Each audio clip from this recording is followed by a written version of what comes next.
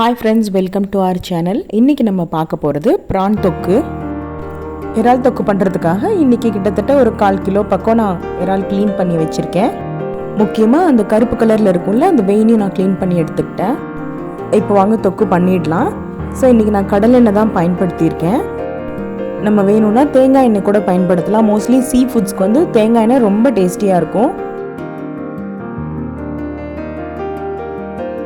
தாளிக்கிறதுக்கு ஒரே ஒரு பே லீஃப், சும்மா 2 கிராம்பு, 2 பட்டை போட்டிருக்கேன். லைட்டாக அந்த பச்சை மிளகாய் வாசனைக்காக சும்மா கீரி போட்டிருக்கேன். இதுக்கு அதிகமாக காரம் தேவைன்னா ஜாஸ்தியாக கூட போட்டுக்கலாம். நெக்ஸ்ட் இன்க்ரீடியன்ட் என்னென்னா வெங்காயம். மோஸ்ட்லி இதுக்கு பெரிய வெங்காயமே கரெக்டாக இருக்கும், ஏன்னா சின்ன வெங்காயம் ரொம்ப இனிப்பாக இருக்கும். ஆல்ரெடி ப்ரானுமே கொஞ்சம் ஸ்வீட் டேஸ்ட்டோடு இருக்கிறதுனால ஓரளவுக்கு இன்னும் கூட நீங்கள் ஃபைனாக சாப் பண்ணிக்கோங்க. என்ன கேட்டால் பெரிய வெங்காயம் இதுக்கு பெஸ்ட்டுன்னு நான் சொல்லுவேன். வெங்காயம் ஓரளவுக்கு கலர் மாற வரைக்கும் வதக்கணும். கொஞ்சம் உப்பு போட்டோம் அப்படின்னா டக்குன்னு கொஞ்சம் ஈஸியாக குக்கிங் ப்ராசஸ் நடக்கும். 4 கருவேப்பிலை போட்டுக்கிறேன். ரொம்ப கோல்டன் ப்ரௌன் ஆகணும்னு அவசியம் இல்லை வெங்காயம்.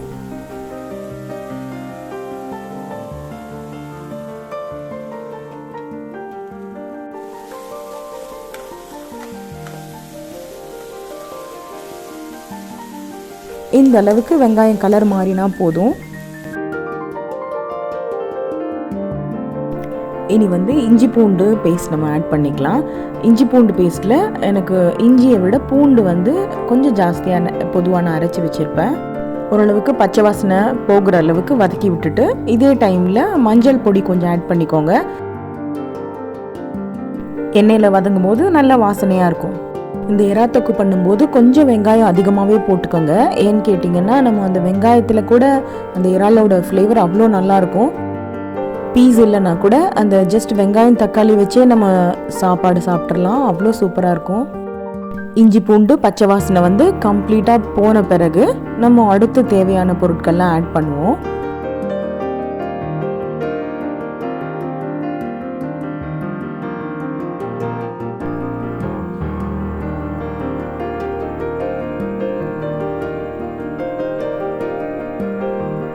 இப்போ வந்து கரம் மசாலா ஒரு 1/2 டீஸ்பூன் அளவுக்கு நான் போட்டிருக்கேன். அடுத்து வந்து காரத்துக்கு மிளகாய் பொடி போட்டுக்கலாம். நான் 1.5 டீஸ்பூன் இன்றைக்கி போட்டுக்கிறேன். உங்கள் காரத்துக்கு தகுந்த மாதிரி நீங்கள் மிளகாய் பொடி ஆட் பண்ணிக்கலாம். இதுக்கு அடுத்து மல்லிப்பொடி ஒரே 1 டீஸ்பூன் மட்டும் போட்டுக்கோங்க. ஏன்னா இது தொக்கு தான், ஜஸ்ட் வாசனைக்காக 1 டீஸ்பூன் போதும். எல்லாம் இந்த எண்ணெயிலே நல்லாவே நீங்கள் கலந்து விட்ட பிறகு நம்ம வெட்டி வச்சுருக்க தக்காளி சேர்த்துக்கலாம். நான் தக்காளி பார்த்தீங்கன்னா மீடியம் சைஸ் தக்காளி வந்து 3 எடுத்திருக்கேன். ஏன்னா தொக்குன்றதுனால நம்ம தக்காளி தான் இதோட பேஸ். ஸோ நல்லா பழுத்த தக்காளியை எடுத்து போட்டுக்கோங்க. நல்லா மேஷ் ஆகணும் தக்காளி.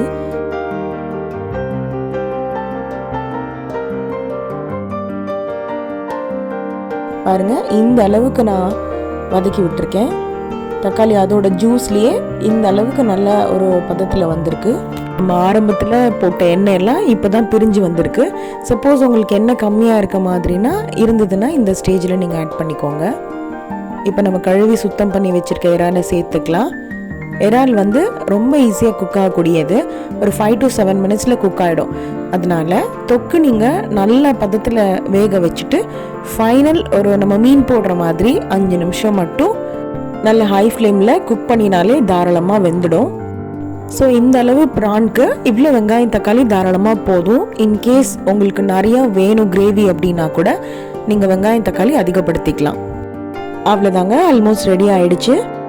இறால் போட்ட உடனே ஒரு நல்ல ஒரு ஸ்மெல் வரும். ரொம்ப ஃபிஷ்ஷியாகவும் இருக்காது. அதே சமயம் நம்ம ஒரு சிலர் ஃபிஷ் வந்து ஸ்மெல் ஓவராக இருக்குன்னு நினைப்பாங்க.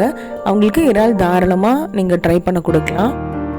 அவ்வளோதாங்க, அடுப்பு ஆஃப் பண்ணிட்டேன் நான். ஸோ ஃபைனலி கருவேப்பிலையும் கொத்தமல்லியும் நல்லா ஃபைனாக சாப் பண்ணிவிட்டு நீங்கள் லிட் போட்டு மூடி வச்சிட்டிங்கன்னா அந்த ஸ்மெல்லே நல்லா இன்ஃப்யூஸ் ஆகிடும். சாதத்துக்கோ சப்பாத்திக்கோ எல்லாத்துக்குமே இந்த தொக்கு ரொம்ப சூப்பராக இருக்கும். வாங்க இப்போ ஒரு பவுலில் நான் ட்ரான்ஸ்ஃபர் பண்ண போகிறேன். பாருங்கள், பார்க்குறதுக்கு எவ்வளோ ஒரு க்ரீமியாக டெக்ஸ்சர் பாருங்கள், எவ்வளோ அழகாக இருக்குது. ரொம்ப ரொம்ப ஈஸி மெத்தட் இது. ஒரு பிகினர்ஸ் கூட ரொம்ப ஈஸியாக செஞ்சு முடியும் இந்த ரெசிபியை. செஞ்சு ட்ரை பண்ணி பார்த்துட்டு எனக்கு கமெண்ட் செக்ஷனில் சொல்லுங்கள். இந்த வீடியோ பிடிச்சிருந்தது அப்படின்னா லைக் பண்ணுங்கள், உங்கள் ஃப்ரெண்ட்ஸ் அண்ட் ஃபேமிலிக்கு ஷேர் பண்ணுங்கள். அண்ட் மறக்காமல் முக்கியமாக சப்ஸ்கிரைப் பண்ணிக்கோங்க. அப்போ தான் நான் போடுற ஒவ்வொரு வீடியோஸோட அப்டேட்டும் உங்களோட ஃபோன் நோட்டிஃபிகேஷனில் வரும்.